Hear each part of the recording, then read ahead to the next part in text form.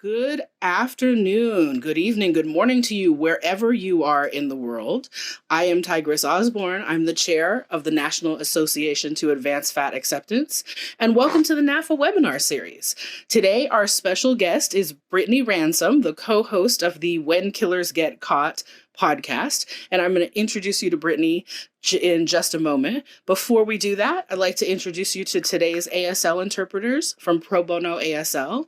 Today, we are joined by Christina and Artie, and we encourage you to support our friends at Pro Bono ASL in their very important accessibility work. You can find out more about them at probonoasl.com. For those of you who are new to NAAFA, the National Association to Advance Fat Acceptance was founded in 1969 and is the world's longest running organization for the advancement of fat rights through education, advocacy, and support. It is Fat Liberation Month this August, and we are happy to have you here with us to celebrate and hope to see you in many other spaces as we continue out the month.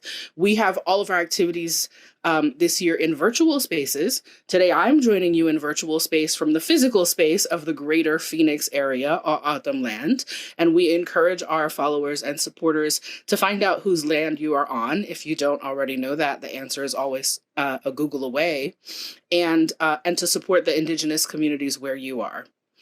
We do want to acknowledge that we've heard recently from friends that there is some debate about the potential performative nature of doing land acknowledgements. So we are being thoughtful in considering feedback from our friends and our community about that. If you have feedback for us, you can send that to us through our website at naafa.org. There's a contact form there. And in the meantime, while we explore this topic, we've decided that it's at a minimum still respectful to say where we are in the world. And those of you who are with us live, we encourage you to share in the chat where you are in the world. If you are interested in joining us for more of our Fat Liberation Month activities, you can find the calendar for those upcoming events at naafa.org, NAAFA.org. And you can also follow us on your favorite social media at official NAAFA. On Facebook, you'll find us at facebook.com/equality at every size. With no further ado, let me introduce you to our very special guest today. Brittany Ransom is the fairy-haired co-host of When Killers Get Caught, a true crime podcast. She stands at the crossroads of entertainment and education, firmly devoted to exposing not just killers, but the injustices of the world around us. When Killers Get Caught reaches 200,000 plus weekly listeners and delivers true crime content to over 800,000 TikTok followers. That TikTok address is at Caught Podcast, and they're on TikTok several times a week. For Brittany, true crime is a hobby, but also a calling. As the child of attorneys, it was normal to hear about crime growing up. She's been deeply invested in true crime since she was 12 years old and picked up a dusty copy of Helter Skelter from a local library. Brittany is a fat woman of color navigating an industry that defers to thin white talent, but somehow she's making space for her brand of conscious storytelling that focuses on victims and removes the mystique of killers. In addition to the content she creates, Brittany has been featured as an expert on ABC's 2020 and the Tubi original documentary, Sins of the Father. Ladies and gentlemen and friends of all gens, please welcome Brittany Ransom to the NAAFA Webinar Series. Hi, Brittany. How are you today? I'm good. How are you? I'm great. So let's get started with, let's hear a little bit. You told us a little bit of your origin story. Let's hear a little bit more. Actually, before you go into anything, I just want to remind folks that we are going to be talking about crime today. So there may be some descriptions or information that includes graphic content. We're not going to be showing any pictures, but you may hear some things. So please proceed with caution if you are sensitive about hearing about violence. Okay, so now, Brittany, tell us a little bit more details about your origin story. Well, I was adopted by an aunt and uncle when I was about 10 years old. And so we actually shared this off camera that your first true crime book was also Helter Skelter. It was also a dusty used copy. I was a library volunteer and I bought it in the library bookstore. It was definitely like the original 70s version. Yep. And for folks who aren't familiar with Helter Skelter, what is that book? Oh, Helter Skelter is the story about Charles Manson and his entire cult uprising and his life. And Helter Skelter was the idea that he was going to force a race war through committing crimes and trying to blame them on Black people. So that's pretty intense reading for a 12-year-old. Yeah, years ago, there was a comedian, I think his name is Mitch Hedberg, but he said every book is a children's book if the kid can read. And my parents were pretty much on board with that. If I could explain why I needed it, then they just got it for me. So where'd you go from learning about the Manson murders? Where'd you go next? Weirdly enough, into the paranormal. I got real into ghosts and all sorts of things like that in my adolescence. I was trying to be a singer when I was younger. I went to school for photography at one point, English another time, and it was just a nice hobby. So how'd you move from hobby to popular podcaster? So around 2020, right before quarantine, I knew I wanted to do a podcast. I actually tried one that was like relationship based, which I ultimately scrapped during quarantine.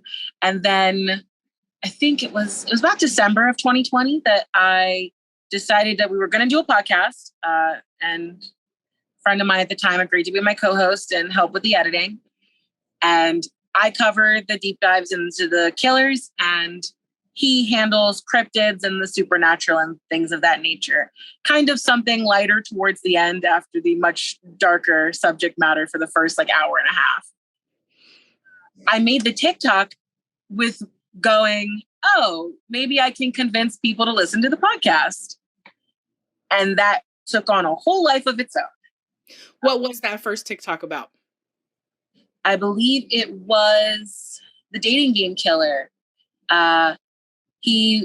They call him that because while he was in the process of murdering people in Los Angeles, specifically women, in the 70s, he went on the dating game show and he won. And the woman who... Not the prize anyone is looking for. Well, when she met him, the woman who won the date, she actually called the producers and was like, do I have to go on this date? And they went, no. You're done. At that point, you chose him and the show's over. But yeah, he went on to, I used a clip of him on the show. And I think the thing that took off was stupid ways that serial killers got caught. That was the stupid way he went on national television. He actually didn't get caught that much after that. But I talked about how, gosh, his name escapes me right now. The dark-haired one from the 80s in LA. But the Hillside Strangler. Not the Hillside Strangler, the Night Stalker. Okay. I talked about how he didn't realize that he was the cover of every single paper. And he had a distinctive car that he drove around, and he ended up abandoning that car, and a kid saw it. And so that's how they were able to associate him with the car. And then he just walked into a neighborhood and literally the entire community was just like, you. That's how they ended up picking him up. Richard Ramirez, that's his name. So how do you decide, Brittany, which of these crimes you're going to talk about on your podcast?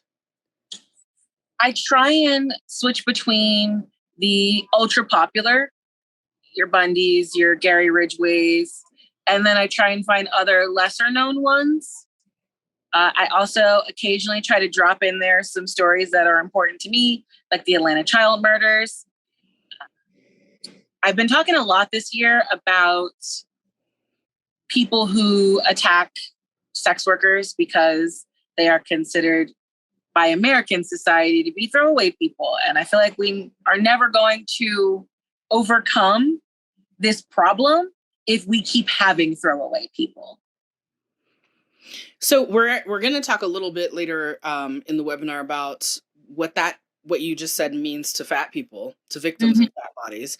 But before we get there, um, let's talk a little bit more about what you say in your bio about wanting to be victim centered in the way that you tell these stories.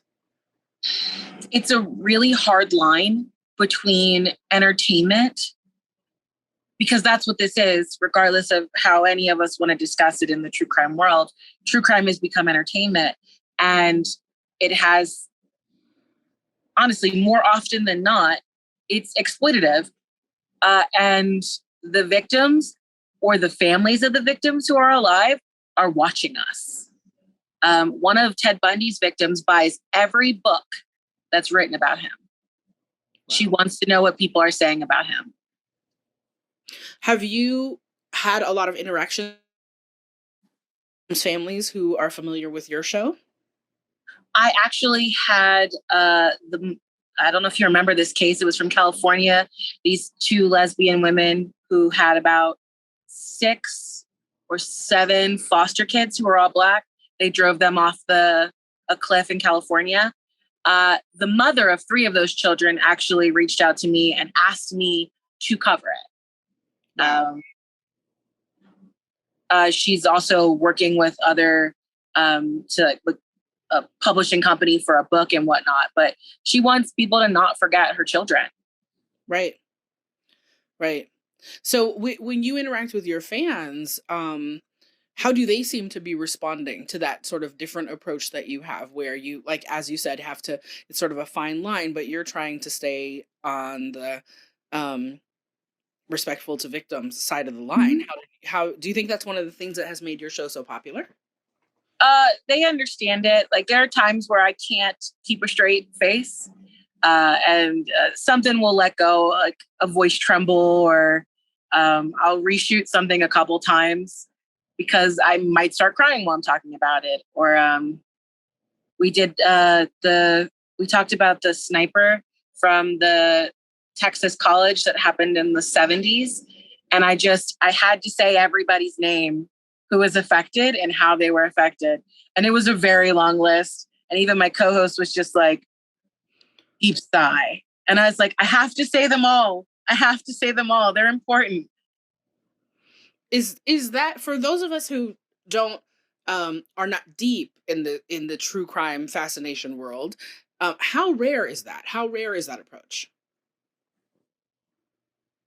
I've learned recently of some situations where networks have just completely blindsided families, ignored their requests to not have things covered, created fictionalized accounts of stories that don't necessarily paint their family in the best light.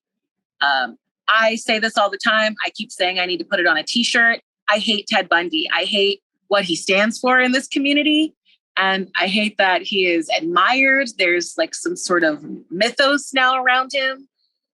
He was a bad guy who did horrible things to women. Several of his victims are children that we never even think about, the pedophilia aspect to that. And people are out here talking about, I actually saw a woman with a tattoo of the bite mark that was used as evidence to convict him.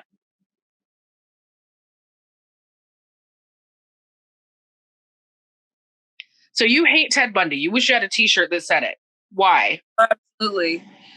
We ignore the fact that there's now a mythos around him. He's the charismatic serial killer, which is also a lie, by the way.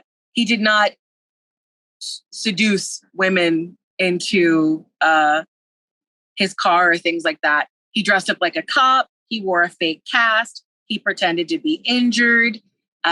He used women's empathy against them and ambushed them once they were separate. But there's been this entire false narrative around him that he was this amazing guy. Oh, so good to talk to people. And on top of that, I think it also paints his victims as stupid. And I'm like, they weren't. They felt bad for somebody who looked like he was injured and decided to help him, and they lost their lives for it. Yeah, like you said, that sounds like empathy, not stupidity. Mm-hmm. So when I did that story, I was like, we have to talk about this the way that it is and not the way that other TV shows or fictionalized accounts have painted him. Why do you think we're so interested in romanticizing murder? Well, we have some people who are very interested in murderers on a physical sense. It's an actual term, hybristophilia, where people are attracted to people who do harmful things. I think on the flip side, we have a lot of women into true crime who find the finality of the stories comforting. In my podcast, we only talk about people who've been caught, which means at the end of the episode, you know that somebody got justice. That is not the norm. There are a tremendous amount of people who will be victimized, who will never get that justice. So I think on some end, people like that, it somehow makes people feel a little bit safer. But we definitely have a bad habit of trying to make dangerous white men look interesting. And you see that specifically with that demographic? You said with the fat demographic? No, with that demographic. You see that our obsession specifically has to do with making dangerous white men look more interesting. Oh, absolutely. They're the main ones that all the shows and movies are about. So then what does it mean then when you start to cover people who are not that? What does it teach us about the nature of true crime obsession when you start talking about perpetrators who are not that demographic? How do people respond? Sometimes people are pretty racist. Occasionally a video will hit and it'll go to a completely different audience, not the normal fan base. And people jump to saying pretty inflammatory things. It's weird to work from a framework where everyone is potentially dangerous, but that's the reality of the country that we live in. It can be anybody. Actually, it's probably somebody you already know. Right. Well, talk a little bit about what we know about how crime tends to occur within communities and like in proximity to where you live most of your life, and then what that means about who victims are and who perpetrators are. I think a perfect example would be Samuel Little. Samuel Little is currently the serial killer with the most confirmed victims in the US. Before he died, he started drawing pictures of women, and they've been connecting those pictures to missing women around the country. The FBI thinks that it's somewhere in the early 90s. The majority of his victims are Black women. He was a Black man. The same thing with Lonnie Franklin Jr., the Grim Sleeper. The majority of his victims were Black women. He is a Black man. And that's the nature of almost all crime. You are most likely to be harmed by somebody in your own home, in your direct community. And it's wild because I don't know if you remember this, but I grew up hearing about Black on Black crime as like this one thing that only affects the Black community. And that's all crime. Yeah. I often hashtag things white on white crime when that's clearly what they are, but we don't use that term to talk about them. So let's then talk about what race means to you as the host of this popular podcast about true crime. Do you feel like it affects the way the audience sees you as an expert? Do you feel like it affects your opportunities? How is it impacting you to be a Black woman in this field? Okay, well, first I have to just be honest. Being fair-skinned, colorism, and white privilege are an aspect to my success. And there really is no lying about it. There are other true crime women on TikTok who are darker skinned than I am, who don't get as much interest. But I try my best to kind of interject things that are important.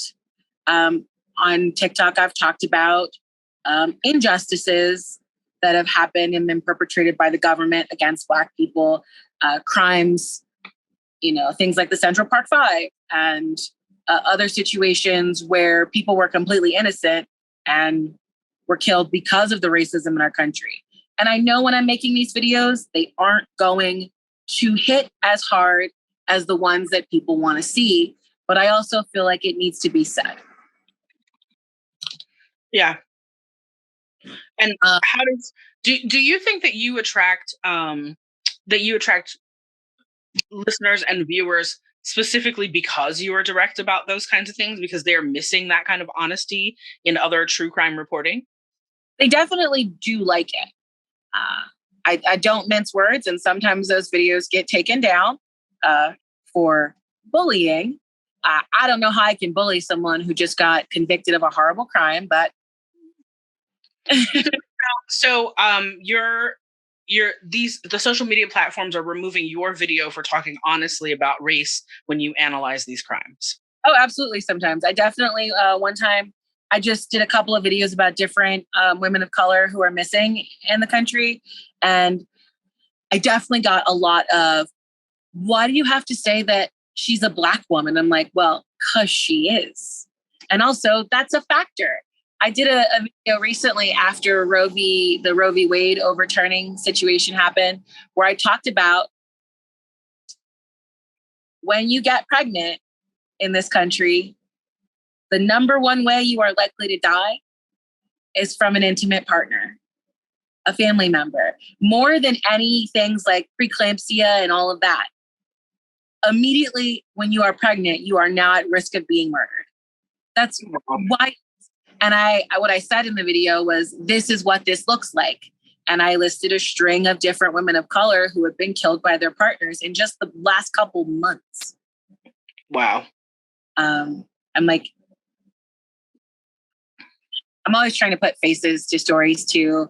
I've been talking a lot about domestic violence cases, situations where women request help and our justice system doesn't support us. You can, unfortunately, with things like stalking, the police don't want to do any action until the stalker has done something horrible. Unfortunately, sometimes the first thing the person does is kill the object of their desire. And that's just one of the things. I think I titled that series, "The System is Failing Us." I mean, it's true. So you've mentioned now, as victims who get overlooked by the system or considered disposable, you've mentioned sex workers, you've mentioned women, in particular Black women. Who are some of the other disposable victims that we should be paying more attention to? What is happening to them? What has happened to them and their families? Indigenous women, definitely, all across North America. That's Canada too. Also, children of color. In the situation with the Atlanta child murders, many of them were written off as runaways. That's been a pretty common theme in this season of When Killers Get Caught. With actually, I talked about the Beast of the Ukraine, the last Beast of British Columbia. Sorry, and the time it took the British Columbian police to figure out what was going on, it gave time for Clifford Olson Jr. to kill 6 more children. Wow. So there was this huge stretch of time where he was victimizing young boys and young girls, and they were like, oh, they're just runaways. That kid just ran away from home. And then by the time they were like, oh, I think we have a serial killer in Canada, it took them a month to get it together. And in that month, he killed another 6 more children. Had we, from the beginning, looked at this like what it was, a crime against a kid, and gave it some severity, maybe he wouldn't have gotten to 11. And that's a constant theme in what I do. Well, and let's talk now about how that affects fat people. And friends, if you're with us live and you have questions that you want to ask Brittany, go ahead and start entering those into the chat. We'll have a few minutes at the end for questions from you. Where do fat people fit in? Fat people of whether they fit in one of those other disposable, quote, in quotation marks, nobody is disposable, but put disposable in quotation marks, whether they fit those other identities demographically, where do fat people fit in? So there's a great, I guess it was from a journal. It's called Crime and Corpulence because they had to make it alliterative, but it was written by Valena Elizabeth Beatty, and she was specifically talking about re-victimization when you are fat and a victim. And so on top of all those other intersections, you also have another one, because despite us being this weight-obsessed culture, there's a weird thought process that your weight is your responsibility and it's your fault that you are this weight. And so we run into jurors being dismissed because of their size, which is weird, but whatever. We also have, and mind you, this is stuff that we've only been looking into in the last 20 years. Mm-hmm.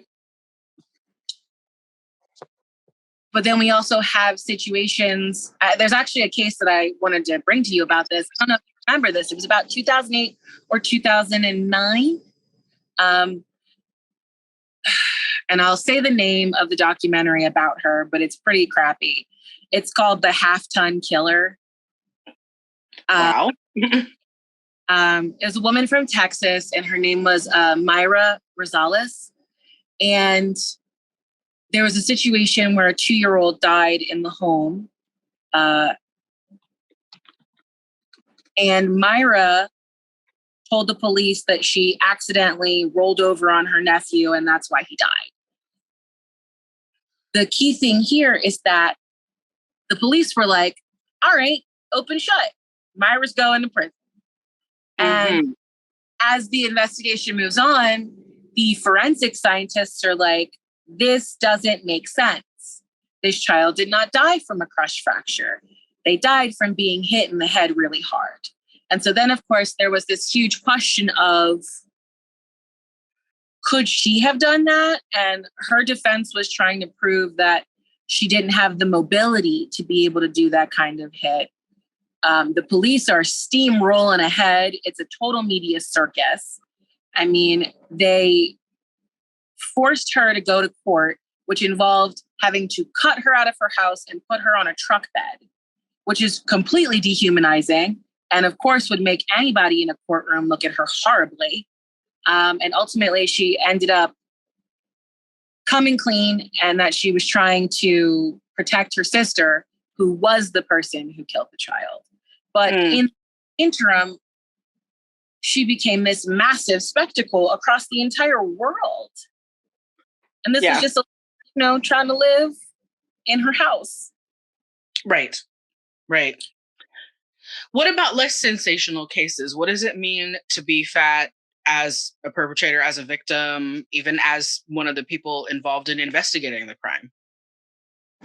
You have all this bias. You have the notion that you allowed yourself to get this way. You obviously have no self-control. Things of all those biases come into the courtroom. And my mom was a lawyer, and she was very, very aware of being a fat woman and what that meant to her ability to argue a case. She always had to look perfect. Everything had to be stellar. And she was an excellent attorney. But there were still biases against her doing her job, trying to defend people because of her size. So it affects almost every aspect of the courtroom. What about let's shift a little bit to talk about fat bodies and fictional crime. I think when we met ahead of time to talk through the webinar, I may have mentioned to you the short film "What Happened to Her," which is a short film by Christy Guevara Flanagan, and it is about the actresses who play corpses in fictional crime dramas or in fictionalized crime dramas on television and in movies. And I first was exposed to that at the San Francisco Short Film Festival, where it immediately followed the documentary about Juicy Delight's Fat Flash Mob. So we had seen all these wonderfully unapologetic fat people on screen. And then we see this documentary that's about murder, a fictionalized murder, but murder. And every single person playing a corpse was a thin, young white person. Mm-hmm. And even though none of us aspire to be the corpses necessarily, I had some questions about what that meant in terms of who we sympathize with when we are watching fictionalized crime stories. What are your thoughts on that? I think we also brought up how probably the only fictionalized crime movie that really showcases, and I'll use fat in quotation marks because I don't believe the women in that film are actually fat, but was Silence of the Lambs. Where the victims are positioned as fat, whether they actually are or not, they're positioned as fat for what reason? Because I went back and I looked through the original edition of the book. I found it on archive.org. And it's real. It feels like you making the victims fat is shock and awe. And for people who don't know, Silence of the Lambs is about Hannibal Lecter. Hannibal Lecter's character is based off of Ed Gein, Ted Bundy, and Gary Heidnik, 3 real-life serial killers. And throughout both the movie and the books, they use a lot of really inflammatory language about the victims. And like you were saying, if we don't sympathize with seeing fat people die, even fictionally, do we even care in real life? The question was, have I seen Mindhunter? And if so, what do I think about Ed Kemper being played by a fat man? He actually did a great job, but it seems like the actual killer wasn't fat. I have seen Mindhunter, and I don't know if you've looked up pictures of Ed Kemper. He looks accurate for now. When he was younger, you're right, he was a lot thinner, especially the first time he was arrested when he was 15. But it's a really scary characterization. He does a great job. Ed Kemper is probably one of the scariest serial killers because he's completely self-aware.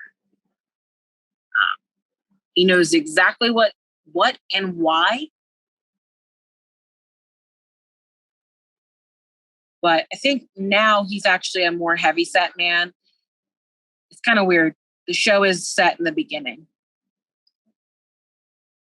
Okay, question. Since we don't see fat folks as the victims of killers when we watch the stories on TV or in movies, are there a lot of fat victims? I've tried to look up specific cases where the victims are fat, and it's something that's not even mentioned. And I think that falls into probably something we've all experienced, which is that fat people get ignored a lot. It's two extremes. Either we're ignored or there's entirely too much attention on the wrong stuff. So I couldn't find a case that specifically listed the size of the person. That's why Silence of the Lambs was so jarring.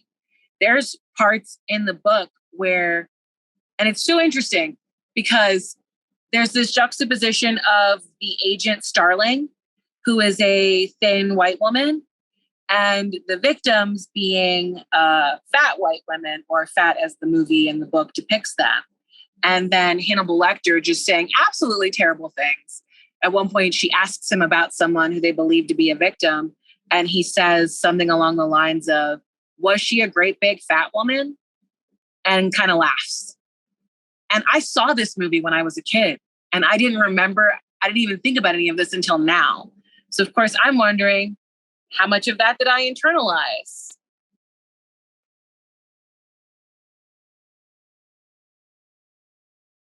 Another weird, kind of awful thing that I've noticed in crime is that when there are fat rape victims,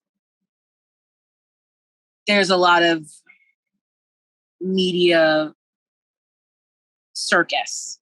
And those cases end up being situations where they're mocking the victim in public, which inherently hurts the trial, because this is all stuff that the potential jury can read about and see that the public already doesn't believe this victim based on fat bias.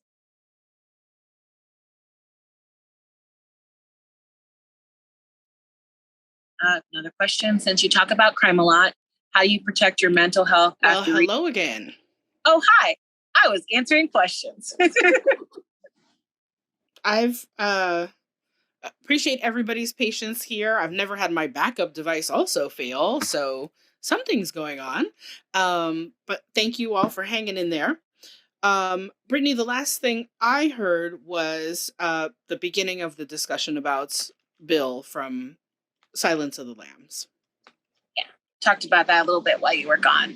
Just the characterization of, well, one, the characterization that these victims are being chosen for their skin to make a suit for Buffalo Bill. Buffalo Bill only it's very dehumanizing the entire time.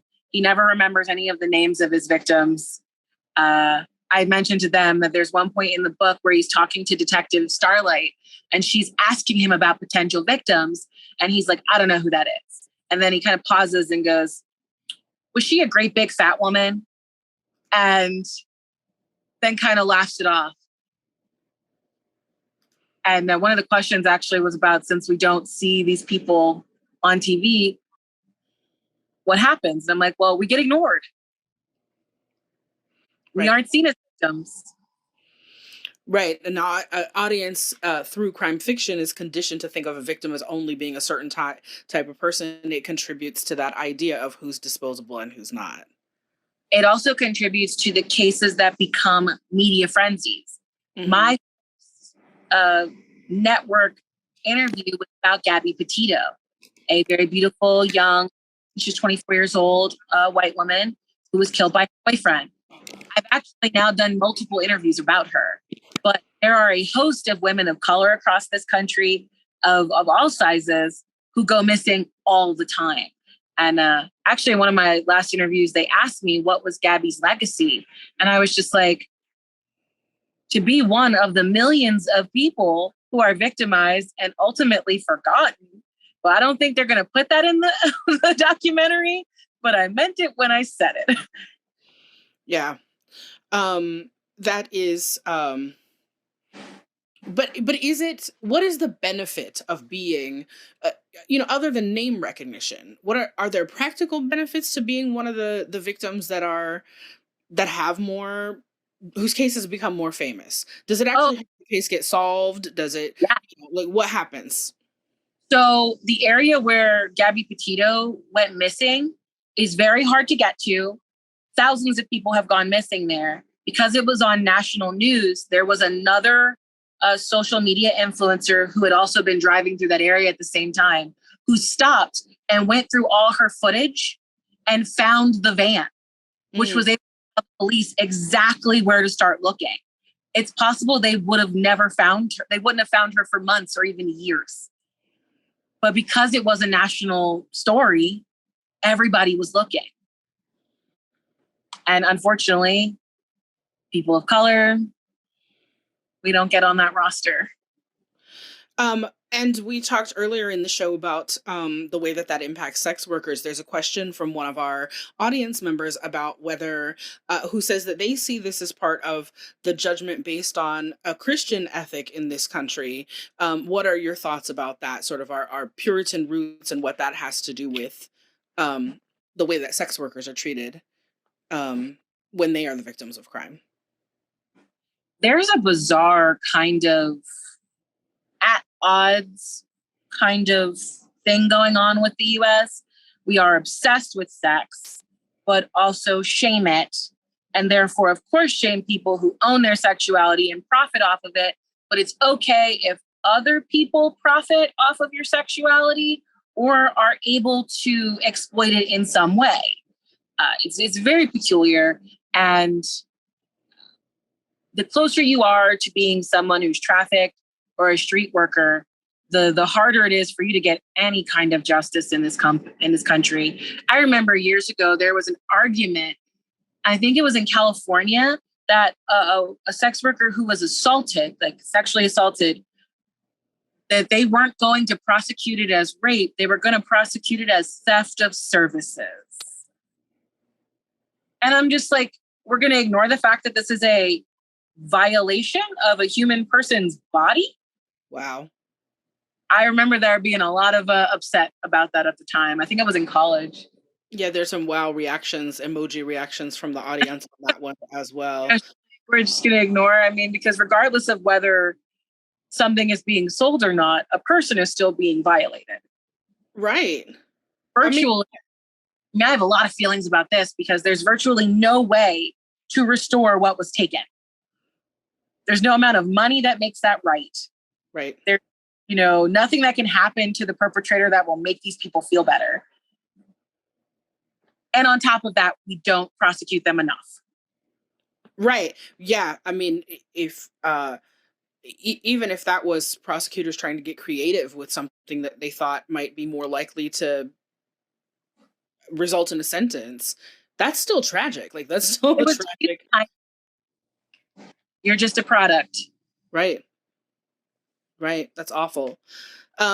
So as you talk about these things, Brittany, one of our audience members wants to know, how do you protect your mental health? When you're researching these things and then talking about such terrible things, how do you make sure that covering this dehumanizing content does not impact you? It absolutely does impact me. And it also doesn't help that I'm already a very emotional person. I mean, a lot of times my fans will go, "Did you watch this new documentary?" And I'm like, no, because true crime is work. And in my spare time, I do not at all want to think about any of this. Mm-hmm. And people don't I'm reading 10 or 15 books a week and writing roughly 20 pages for the podcast on top of researching and recording for the TikToks. It's a lot. And when I first started TikTok, I was posting 4 times a day, every day, until I hit a wall. And I was just like, I need a break.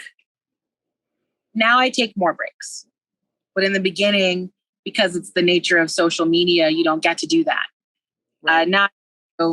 Whatever. I know I'm going to lose subscribers, but I'm more important than a couple of subscribers. Thank you for taking care of yourself that way. I think that a lot of us who work deeply in fat activism can see maybe a parallel with that sort of like constant exposure to really negative things around perceptions of bodies, around treatment of fat people, around the way fat people's rights are violated and we're treated as disposable. And so it's great to hear that you are engaging in self-care. And if you have any other tips for our audience about how to balance treating these really serious issues with also making sure that we are taking care of our hearts and souls. Is there anything else you have to offer in that way from your experience? I play a lot of cute video games. As of late, I've been playing a game called Power Wash Simulator. where you just clean dirty things. It is so soothing. And the sound of the water, you find whatever works for you. Sometimes I do my nails. I just have to take time away from it. And also with working on social media, close the app, stop scrolling.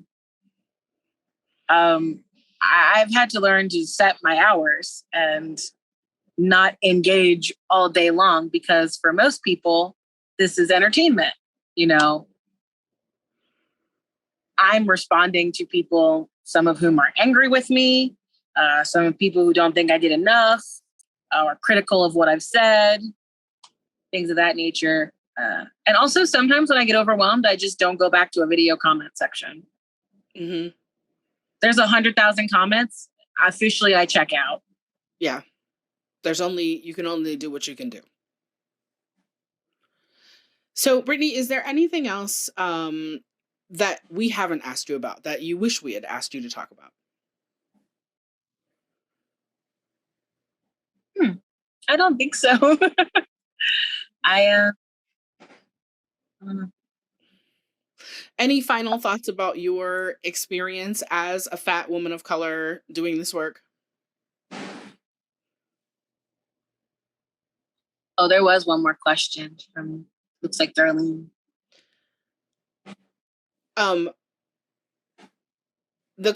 We'll make this our final question because we do need to go ahead and wrap up. Okay. Apologies for the technical difficulties that took away from a little bit of time. What is it that about the US that makes this feel like entertainment and not something that is detestable? Weirdly enough, at least in my comment sections, it is something that people are very aware that is detestable. There aren't as many people who just love it and think it's so sexy and fun. A lot of people recognize that it's horrible, but I think there's also a hint of like car crash aspect to it. Mm-hmm. You can't look away from what's happening. And also, I think part of why I got into it was wanting to know the why. What makes people do horrible things? Do you think there's a sense of hope that if we understand the why, we can be more preventative? I think so.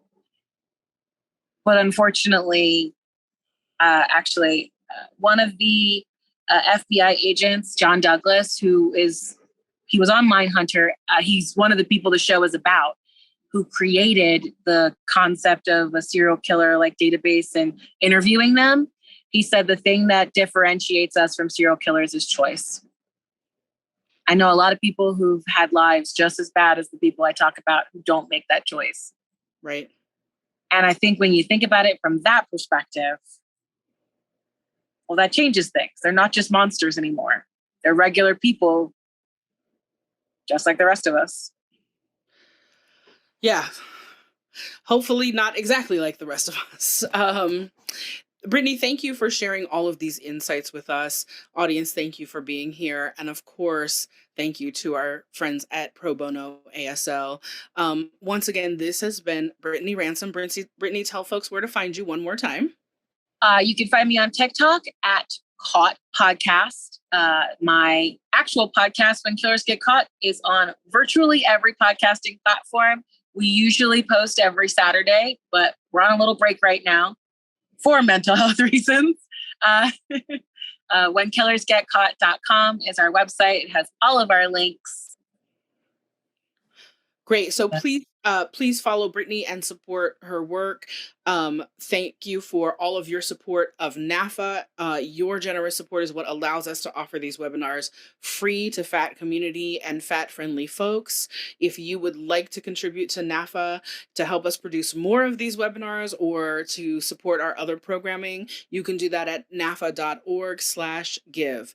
Thank you all for being here. We'll see you next week for our webinar with Bruce Deutsch, political cartoonist. You can find all those details on our website. Thanks, everybody. Take care.